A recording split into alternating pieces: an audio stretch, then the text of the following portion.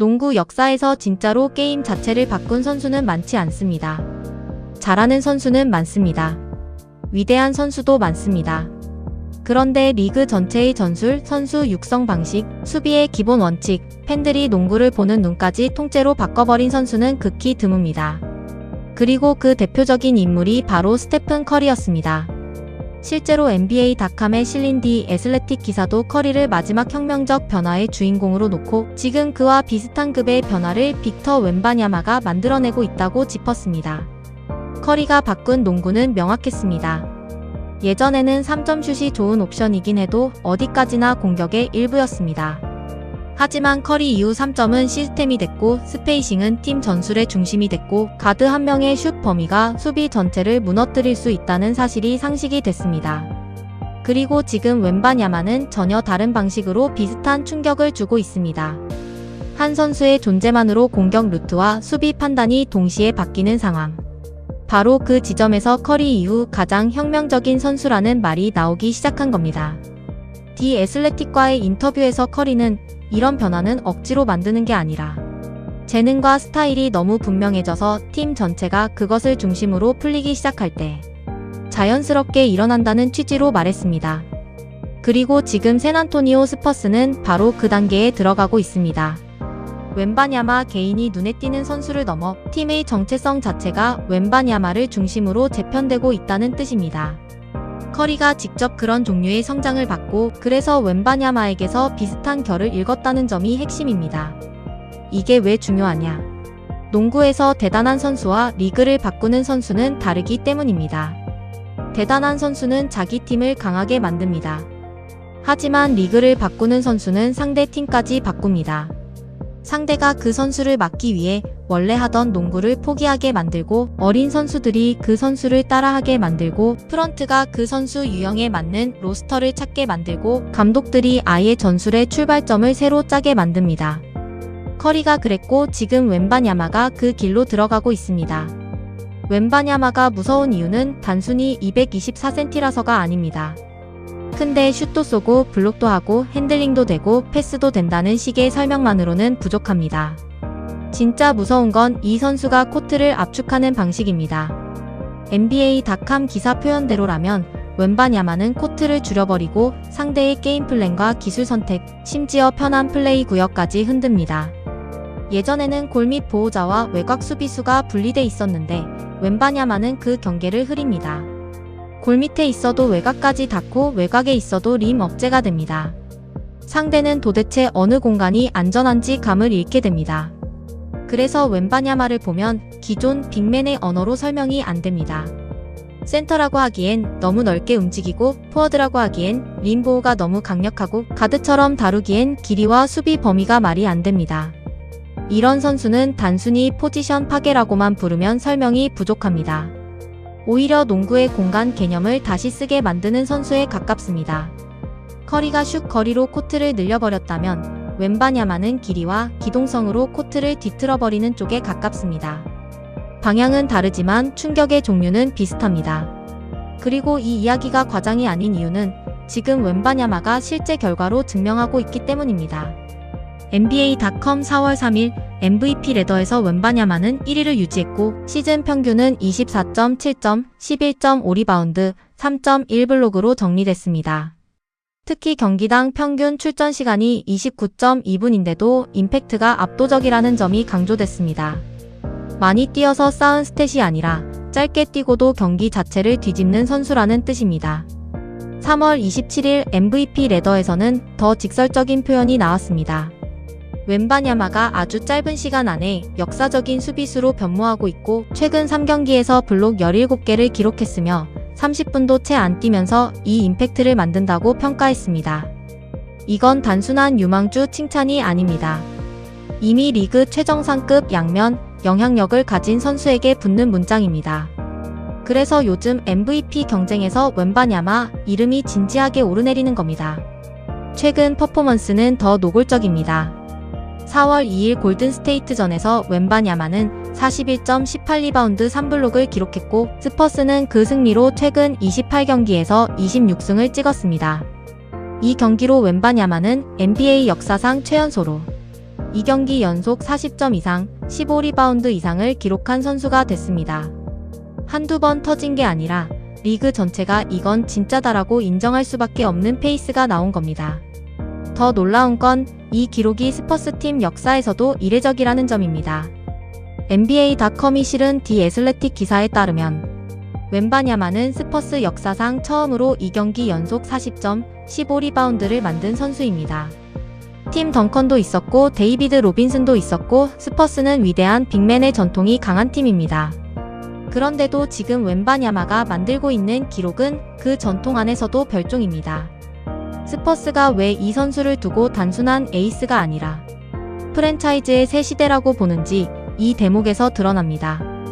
여기서 중요한 건 웬바냐마가 혼자 잘해서 화제가 되는 단계를 이미 넘어섰다는 겁니다. 3월 26일 NBA.com은 스퍼스를 정당한 우승 경쟁팀이라고 평가했고 1월 1일 이후 승률 0.77로 31승 9패, 최근 25경기에서 23승이라고 정리했습니다. 같은 기사에서 스퍼스는 수비 3위, 공격 4위, 수뇨율 2위라고 설명됐습니다. 즉 웬바냐마가 있는 흥미로운 팀이 아니라 웬바냐마를 중심으로 이미 리그 최상위권 구조가 완성돼 가는 팀이라는 겁니다. 현재 순위도 그걸 뒷받침합니다. 4월 5일 기준 스퍼스는 서부 콘퍼런스 59승 19패로 2위입니다. 1위는 오클라호마 시티이고 스퍼스는 그 바로 뒤를 붙고 있습니다. 이건 시즌 초의 깜짝 돌풍이 아니라 플레이오프 직전까지 유지된 상위권 성적입니다. 결국 웬바냐마의 혁명은 개인 하이라이트가 아니라 승리로 번역되고 있다는 뜻입니다. 커리도 바로 그 지점을 본 것 같습니다. 재능이 아무리 커도 그게 팀의 정체성으로 이어지지 않으면 혁명은 완성되지 않습니다. 하지만 지금 스퍼스는 웬바냐마 주의에 맞는 농구를 배우고 있고 웬바냐마 역시 그 농구를 자기 것으로 만들고 있습니다. NBA.com에 실린 기사 표현대로라면 스퍼스의 과제는 단순히 웬바냐마 옆에서 잘하는 게 아니라 웬바냐마를 배우는 것이었습니다. 그리고 지금 그 학습이 성과로 연결되고 있습니다. 그 변화는 수비에서 가장 먼저 보입니다. 웬바냐마가 코트에 있을 때 스퍼스는 100포제션당 103.5점만 허용하고 웬바냐마가 있을 때와 없을 때 팀 퍼포먼스 차이가 16.7점까지 벌어진다고 NBA.com은 전했습니다. 이 숫자는 그냥 블록 잘하는 센터가 아니라 팀의 수비 시스템 자체를 끌어올리는 존재라는 뜻입니다. 수비가 개인 하이라이트보다 팀 전체 구조를 더 많이 타는 영역이라는 걸 생각하면 이 수치는 더 무섭습니다. 웬바냐마는 혼자 수비를 잘하는 게 아니라 팀 수비의 수준을 바꿔버립니다. 공격에서도 비슷합니다.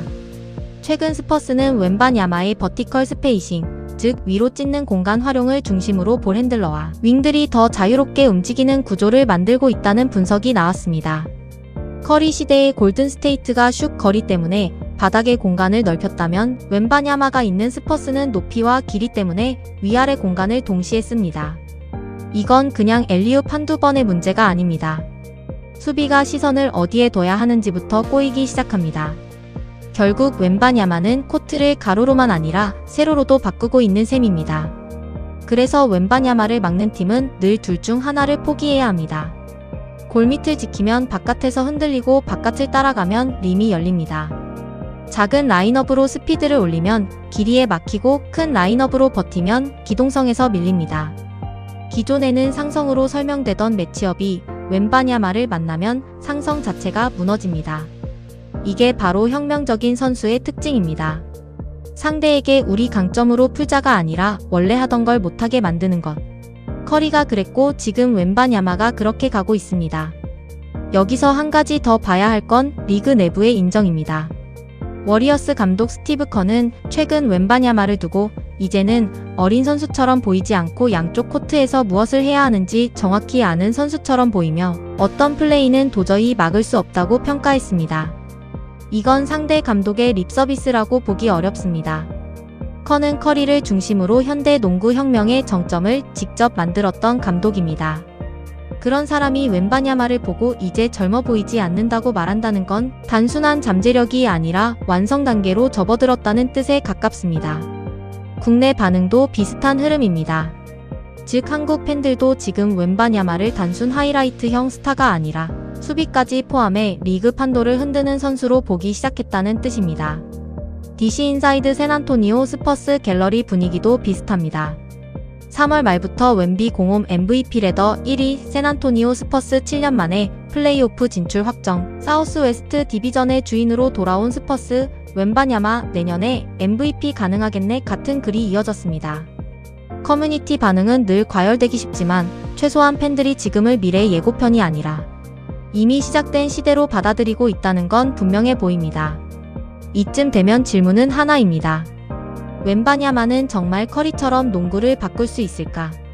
커리는 슛의 상식을 무너뜨렸고 웬바냐마는 공간과 포지션의 상식을 무너뜨리고 있습니다. 커리 이후 어린 선수들이 더 멀리서 더 빨리 쏘는 법을 배웠다면 웬바냐마 이후에는 더 큰 선수에게 더 많은 기술을 요구하고 더 작은 선수에게도 림 보호와 길이를 의식한 플레이를 가르치게 될 겁니다. 즉 웬바냐마는 한 명의 슈퍼스타를 넘어 선수 육성과 전술 설계의 기준을 바꿀 가능성이 있습니다. 그리고 이런 변화는 이미 조짐이 보입니다.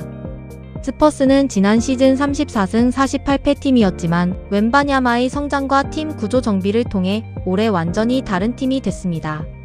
NBA.com은 스퍼스가 2019년 이후 처음 플레이오프 팀이 됐다고 짚었고 지금은 서부 최상위권에서 홈코트와 시드 경쟁을 하는 수준까지 올라왔습니다.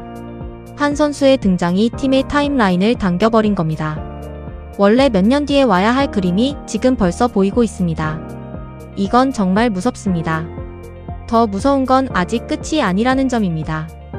웬바냐마는 이제 겨우 3년 차이고 커리 역시 진짜 혁명으로 평가받기까지는 시간과 우승, 그리고 반복 증명이 더 필요했습니다. 지금 웬바냐마는 그 입구에 서 있는 게 아니라 이미 첫 문을 통과한 상태에 가깝습니다. MVP 레더 1위 40점, 15리바운드 연속 경기, 리그 최상위권 수비 임팩트, 서부 2위 팀의 중심. 이 정도면 가능성이 아니라 현실화되고 있는 변화라고 부르는 게 맞습니다. 그래서 저는 오늘 이 제목을 이렇게 정리하고 싶습니다. 커리도 인정했다. 그리고 그 인정의 의미는 단순한 칭찬이 아니다. 너는 잘할 거야가 아니라 너는 이미 리그의 문법을 바꾸기 시작했다에 가깝다. 커리가 자기 경험으로 알아본 겁니다. 리그가 한 선수를 중심으로 다시 배치되기 시작할 때 어떤 냄새가 나는지, 어떤 저항이 생기는지, 언제부터 그게 돌이킬 수 없는 흐름이 되는지 말입니다. 지금 NBA는 단순히 웬바냐마라는 스타를 보고 있는 게 아닙니다. 어쩌면 커리 이후 가장 큰 구조 변화를 일으킬 수 있는 선수가 실제로 어떻게 리그를 흔들기 시작하는지를 보고 있는 겁니다. 그리고 그 순간을 가장 먼저 읽어낸 사람 중 하나가 바로 스테픈 커리였던 겁니다. 이제 남은 건 하나입니다.